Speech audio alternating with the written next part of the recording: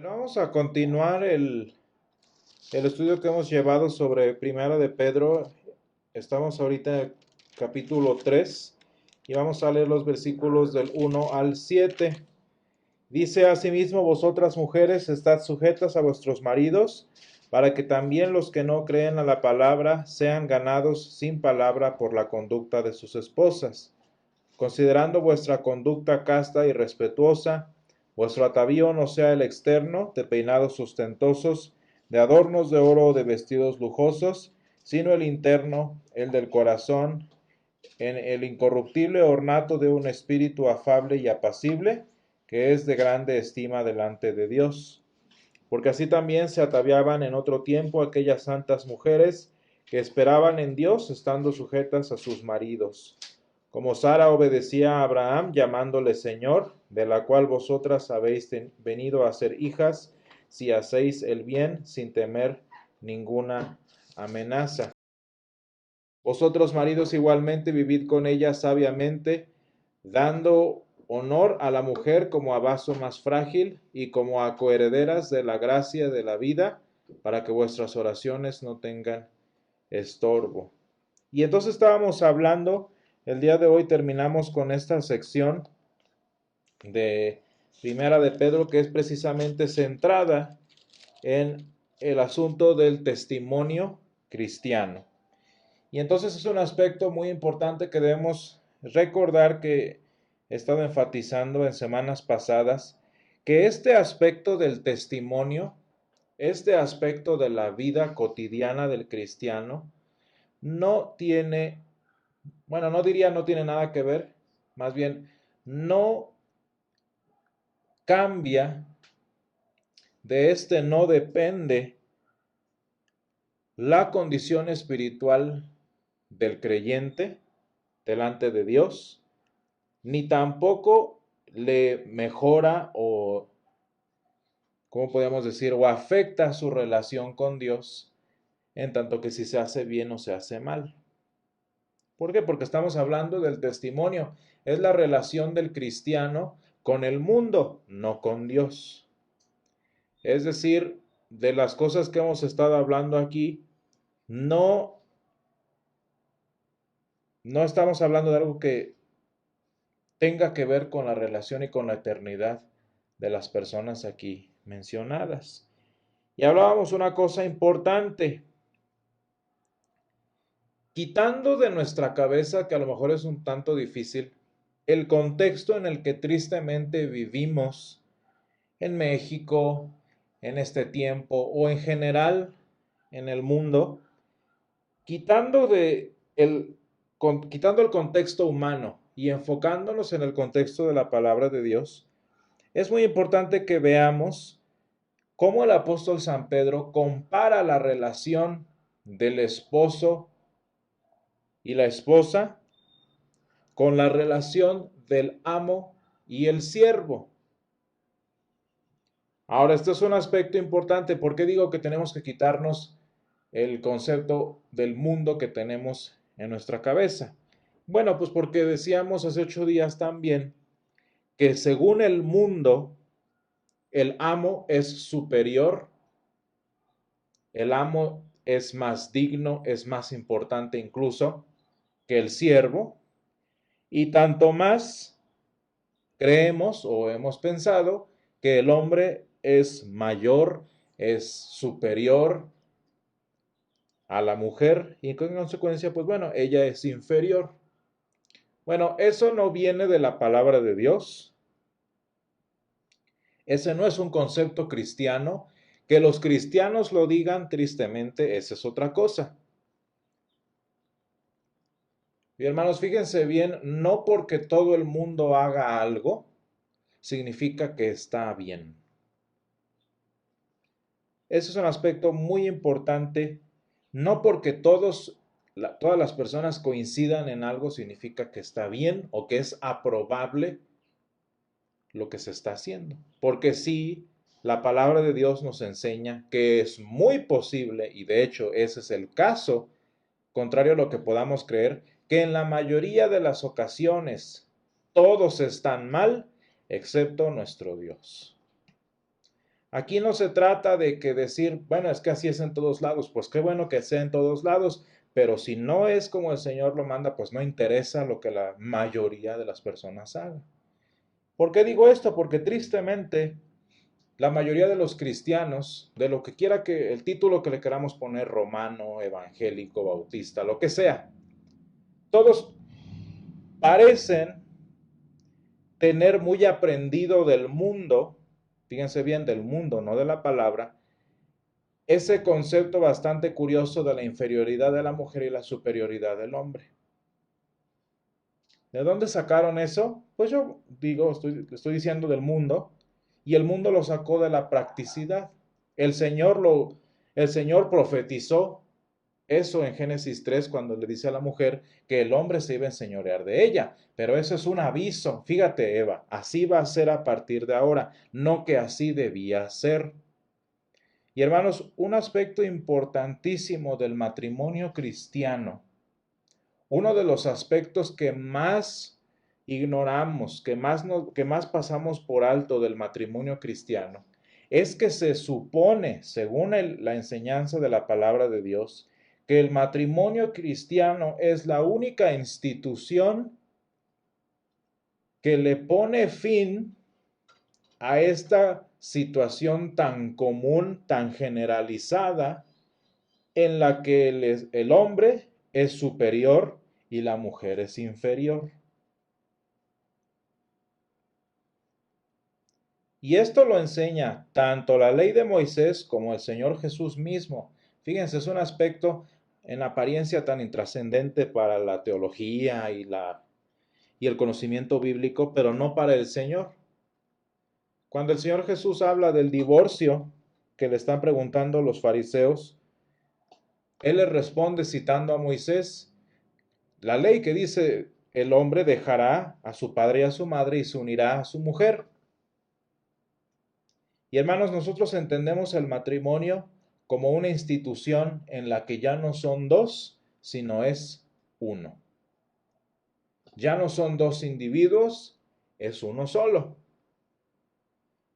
De manera que cuando el modelo del matrimonio cristiano funciona,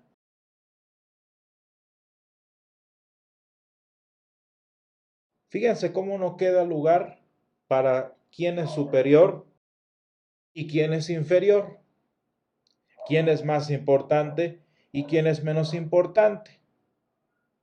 Y eso el apóstol San Pedro lo refiere precisamente en el versículo 7, que es el final de la sección que estamos viendo.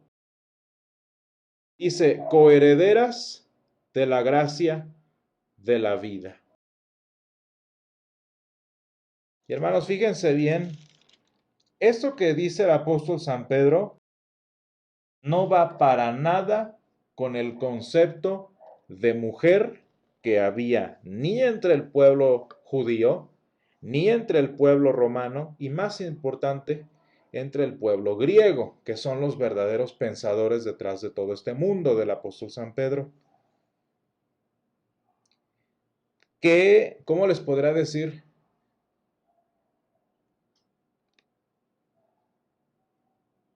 Qué contrariedad, o sea, qué cosa tan increíble está diciendo el apóstol San Pedro, que la mujer es igual al hombre y la trata de coheredera de la gracia de la vida.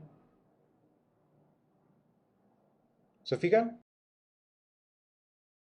Ese es un aspecto muy importante, de manera que si nosotros definimos a la mujer o quisiéramos definir a la mujer en este pasaje, ¿a dónde nos vamos? A su estatura, a su posición delante de Dios. En igual estima, en exactamente igual dignidad delante de Dios como coheredera de la gracia divina. Eso es muy importante que lo entendamos, porque solo cuando nos sacamos de la cabeza esa doctrina del mundo de que el hombre es superior y la mujer es inferior, podemos organizar todas las demás piezas secundarias correctamente.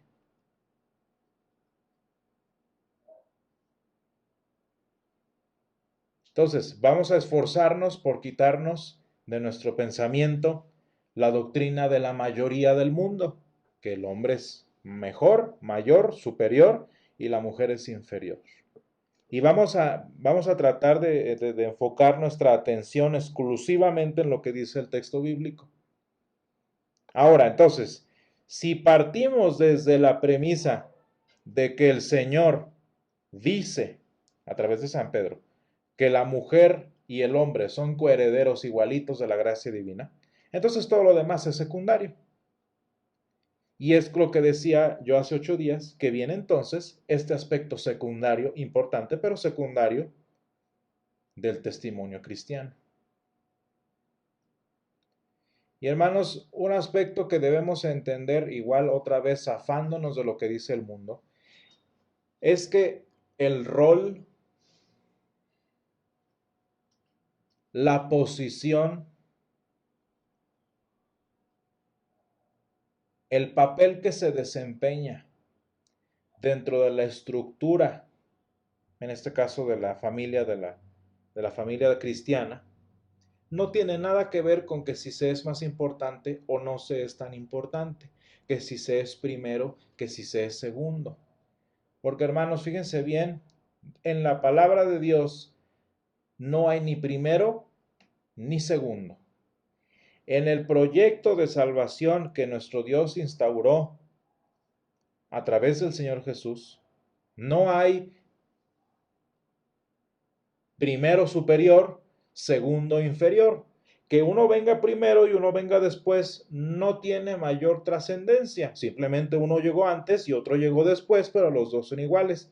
Y un tema que a lo mejor, bueno, un ejemplo que a lo mejor no nos parece muy relacionado a esto, pero que debemos por lo menos revisar un poco es el pasaje que leímos de Isaías. Isaías 56. Y aquí sí, hermanos, por lo menos desde la perspectiva hebrea, desde la perspectiva de los judíos después, aquí sí estamos hablando de tabú social. ¿Un tabú social a qué me refiero? Bueno, precisamente la cuestión de los gentiles. Y hermanos, esa es una situación muy triste. Si quieren ustedes ver tabúes dentro de la palabra de Dios, allí el asunto de los no judíos, el asunto de los no hebreos, ese sí es un problema tabú que incluso el Señor se dedica a deshacer. Fíjense bien, hermanos, lo que dice Isaías 56, versículo 6 y versículo 7, desde el punto de vista social de cómo lo veía el pueblo de Israel, era una molestia. Les aseguro, hermanos, que no faltaba rabino o no faltaba judío que leyendo este pasaje se brincaba esos dos versículos. ¿Por qué, hermanos? Porque incluso si ustedes lo ven hoy en día entre los judíos en Israel, los gentiles eran perros. Y esa es la palabra con la que los judíos se referían a los no judíos. Perros. Es decir, bestias despreciables. Allí sí estamos hablando de diferencias sociales. Ahí sí estamos hablando de discriminación, porque los judíos sí sostenían y sostienen incluso hoy en día este aspecto. Para los judíos, fíjense bien y por lo menos analizándolo socialmente, si había superiores e inferiores, no era hombre y mujer, más bien era judío y no judío. Allí sí vemos una distinción social, una distinción racial. Ese sí es un tabú social. Y hermanos, fíjense lo contracorriente que está diciendo el Señor en el versículo 6. Y a los hijos de los extranjeros que sigan al Señor para servirle y que amen el nombre del Señor para ser sus siervos, a todos los que guarden el día de reposo para no profanarlo y abracen mi pacto, yo los llevaré a mi santo monte. Hermanos, esta, obviamente nada más porque lo está diciendo el Señor, y pues los judíos se cierran boca. Pero hermanos, esto que acabo de leer es una aberración para el pensamiento judío. ¿En qué cabeza cabe cómo el Señor, y fíjense, lo estoy diciendo con la severidad que ellos lo habrían dicho, y lo dicen, cómo se atreve el Señor a traer a los inmundos perros a su casa? Fíjense la gravedad de las palabras que estoy diciendo. Si nosotros creemos que tenemos problemas sociales por la distinción hombre y mujer, imagínense la distinción judío-no judío. ¿Cómo el Señor iba a ensuciarse con los no judíos? Pues el Señor se ensució con los no judíos. ¿Y qué es lo que dice el Señor? Yo los llevaré a mi santo monte y los recrearé, es decir, les iba a dar descanso, les iba a dar refrigerio, les iba a dar consuelo en su casa de oración.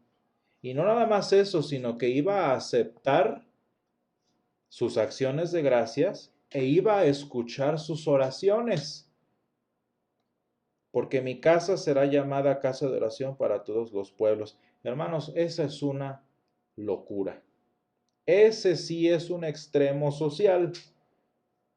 Así que por lo menos desde el punto de vista bíblico, el problema no es tanto hombre-mujer, el problema sería, si quisiéramos buscar problemas, entre si somos judíos y no judíos.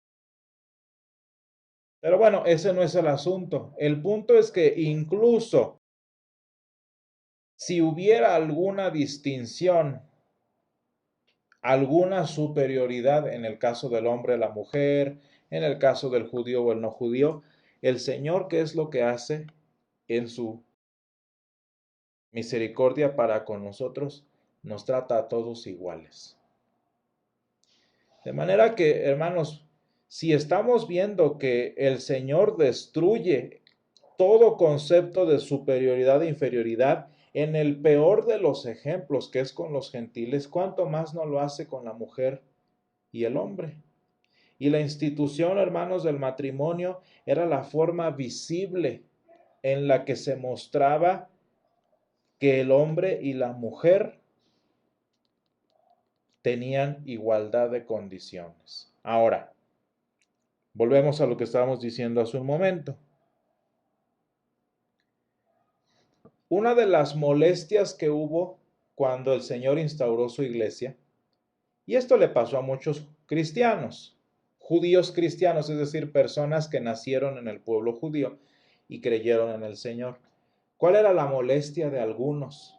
Como en el caso, por ejemplo, de San Pedro mismo. San Pedro es un ejemplo clarito de esto que estoy diciendo.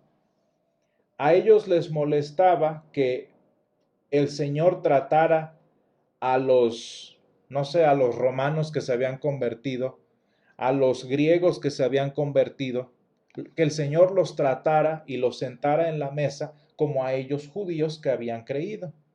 Y si era molestia, al principio una situación muy tensa dentro de la iglesia, que nuestro Dios tratara igual a los judíos y a los gentiles. Y de hecho el apóstol San Pablo habla de esto. ¿Y a qué estoy mencionando todo esto? Que fíjense bien, hermanos, el apóstol San Pablo se refiere a los que vinieron primero y los que vinieron después. Porque, hermanos, eso es obvio. Unos vinieron primero, otros vinieron después. Unos eran de sangre judía, otros eran de sangre no judía. Pero, hermanos, vean cómo estamos en un punto de coherencia, literal, coherencia delante de Dios, en el que, pues no importa que hubiera sido primero, no importa que hubiera sido segundo, a final de cuentas, todos son iguales delante de nuestro Dios. Bueno, ese ejemplo tan increíble para la cabeza de un judío, en el que aunque los gentiles hubieran creído después, aunque el Señor hubiera salvado después a los gentiles, es lo mismo que pasa con la mujer. ¿Por qué? Pues porque el Señor en su voluntad, sin mayor interpretación o influencia del mundo, lo que nosotros queramos, ¿a quién establece como la cabeza del hogar? Pues al hombre. ¿Y a quién establece como apoyo, como sujeción al hombre? Pues a la mujer. Y hermanos, hay que ver las cosas, a lo mejor se oye simplista, pero la palabra de Dios no es compleja. La palabra de Dios, viéndola así, es lo más simple del mundo. La palabra de Dios enseña que el hombre viene primero, porque el Señor primero creó a Adán, y la mujer viene después. El hombre, como en el ejemplo que nos pone aquí en el versículo 6, Abraham es el Señor y Sara es quien lo obedece. Pero hermanos, no hay que ponerle de más. No hay que ensuciar el versículo con todo lo que nosotros vivimos. No porque en nuestro mundo ese segundo lugar siempre sea el inferior, siempre sea el sucio, siempre sea el menospreciable, significa que así es para la palabra de Dios. Y hermanos, vean, el ejemplo de los judíos es el más claro. No porque para los judíos los gentiles fueran perros, fueran inmundos, fueran segunda clase, significa que para el Señor así lo fuera. Simplemente Él quiso primero salvar judíos en su propósito y después traer a los no judíos. Punto. No hay que ponerle tintes raciales porque el racismo, el sexismo son doctrinas humanas, no cristianas. Y hermanos, no porque la palabra de Dios haya salvado primero judíos y después gentiles, significa que unos son superiores a los otros. Y no porque el Señor ponga primero al hombre y haya creado primero al hombre, significa que la mujer es basura, que la mujer es secundaria, es inferior. ¿De dónde sacamos todo eso? Ah, pues de lo que el mundo nos dice, no de lo que la palabra de Dios dice. Y hermanos, a lo mejor nos molesta esto de hombre y mujer, no sé. Pero lo mismo que el Señor dice, así sin meterse en problemas de sexismo y todo eso, es lo mismo que pasa con los padres y los hijos.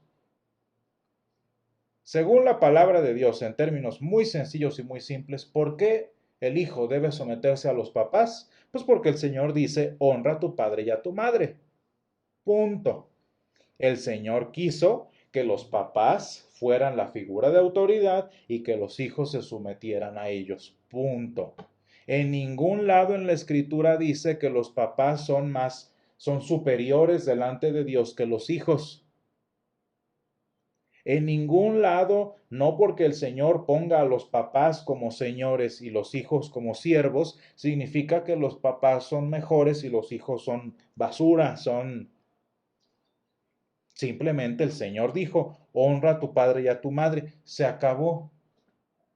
Hermanos, enojarnos por estas situaciones, nada más por lo que el mundo nos dice, es como pelearnos porque en la mañana primero es el día y después es la noche. Pues el Señor así lo quiso. Es como enojarnos de que la tierra gira a la derecha y no a la izquierda.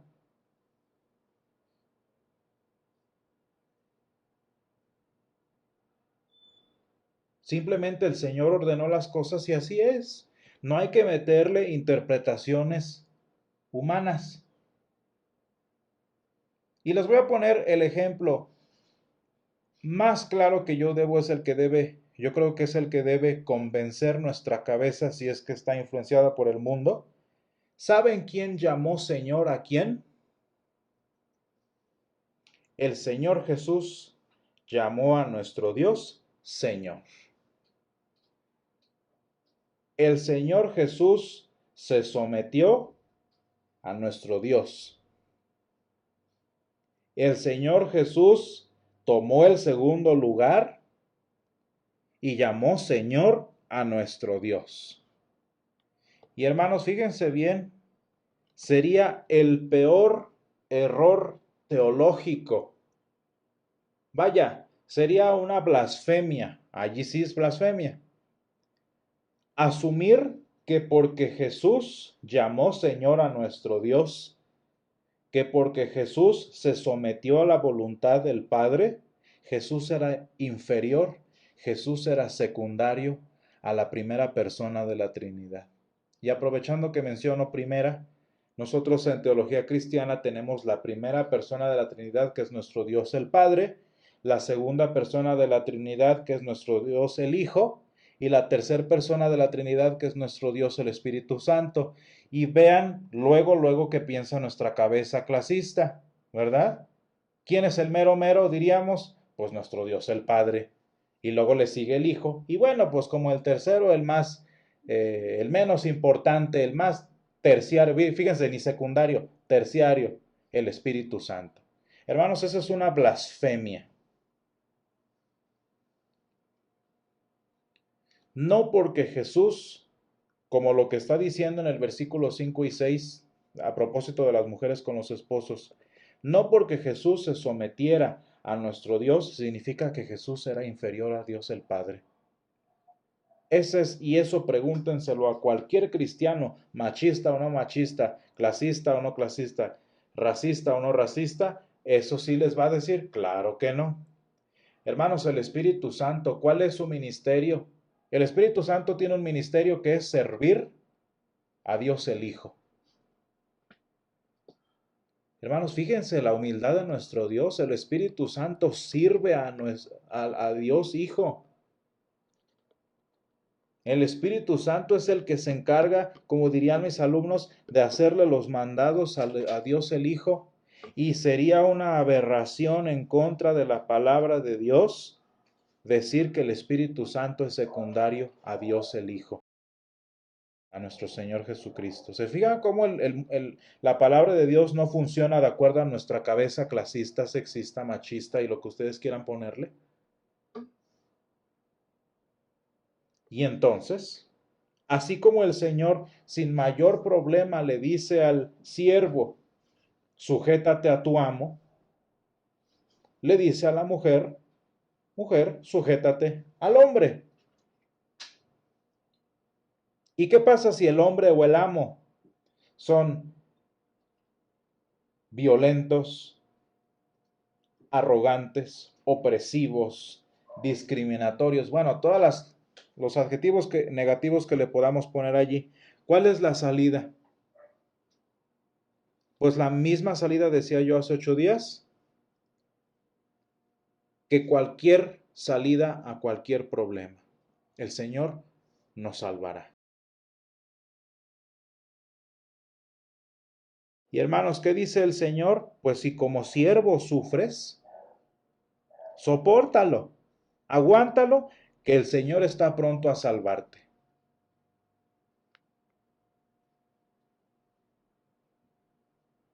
Y fíjense bien, hermanos, voy a explicar esto del Señor está pronto a salvarte. No es que te quedes ahí sufriendo. Ay, pues a ver a qué hora viene Dios a salvarme, porque nuestro Dios viene a salvarnos también a través de nuestra propia defensa. Yo conozco a muchos abogados cristianos que son la manera en la que Dios libra a su pueblo. Conozco a muchas mujeres que salieron de este problema y es la forma en la que Dios saca a otras mujeres de estas situaciones. Hermanos, nuestro Dios nos libra de nuestros problemas de muchas maneras, no nada más abriendo el cielo y mandando ángeles que peleen por nosotros.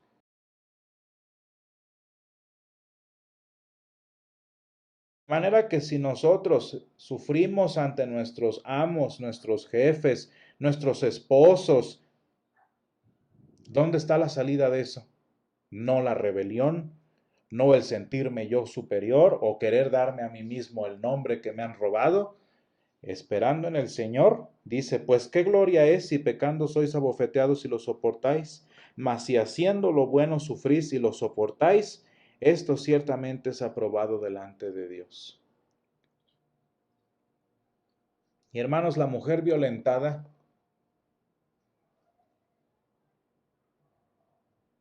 pobre del que se atreve a tocar a las hijas de Dios, pobrecito.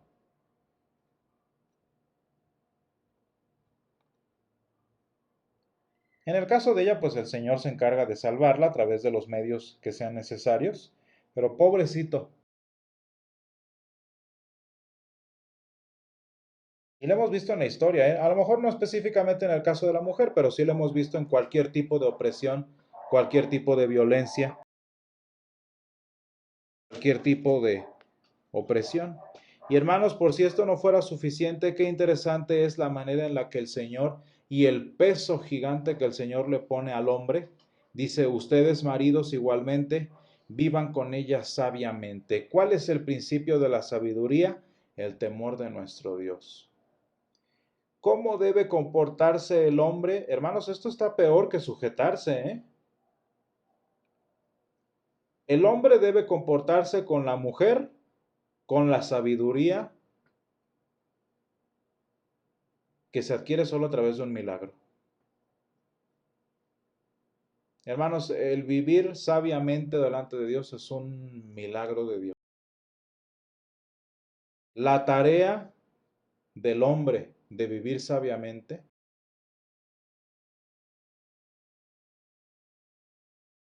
dando honor. ¿Saben qué significa la palabra honor? Poniéndose en segundo lugar. La palabra honor en el contexto del Nuevo Testamento es eso, conocerse a uno mismo como segundo para reconocer el primer lugar. ¿Saben por qué, hermanos? Porque en el matrimonio cristiano, que es en el tema que está saliendo aquí, el único que es el primero, el superior, es nuestro Dios.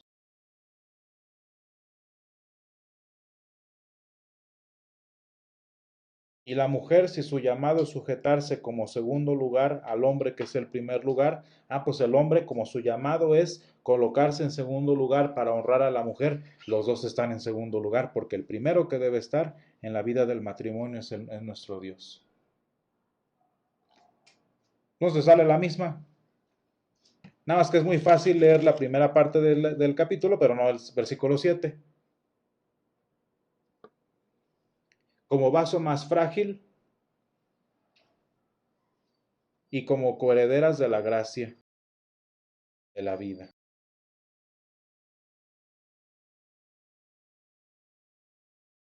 Y hermanos, esto sí está pesado, ¿eh? Vivir sabiamente, ese es un milagro que solo Dios produce, y dar honra, dar honor. Y hermanos, ¿saben quiénes son las únicas mujeres que consiguen sujetarse, como lo enseña la palabra de Dios? ¿Y quiénes son los únicos hombres que logran vivir sabiamente y que dan honor a la mujer? Los únicos